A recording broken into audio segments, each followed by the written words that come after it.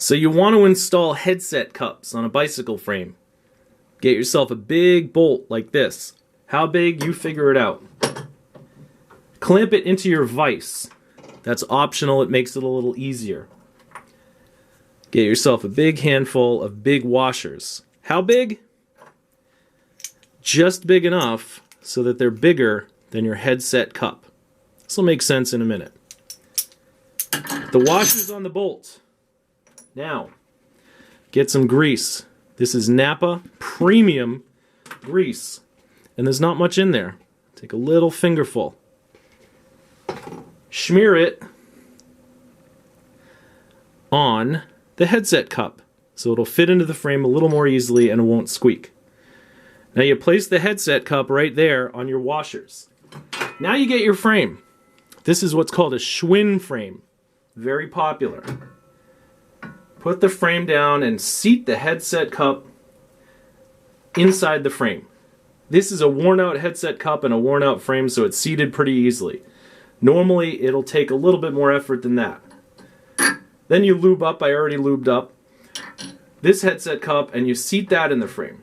Make sure everything's straight and even. Then you get the rest of your washers, put them on the top. Now you grab your big nut. How big?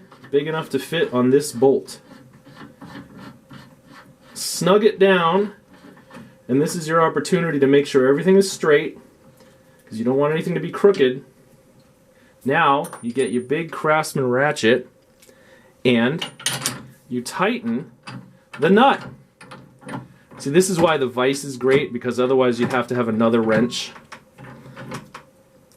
Tighten the nut until it's reasonably tight, and as the nut tightens, the washers will push on the headset cups and press them into the frame. This was really easy because it's all worn out. On a newer frame with newer headset cups, it's going to take some more effort and you're going to have to really watch to make sure it doesn't go crooked. Now you can back off the nut,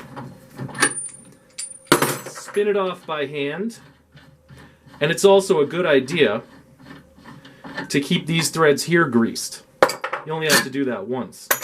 Take everything apart, and there's your frame with your headset cups pressed in it, and the only thing it cost you was some grease that you probably already had on a shelf in your basement, and this big bolt and washers and stuff which you can get at Home Depot for like $5 total.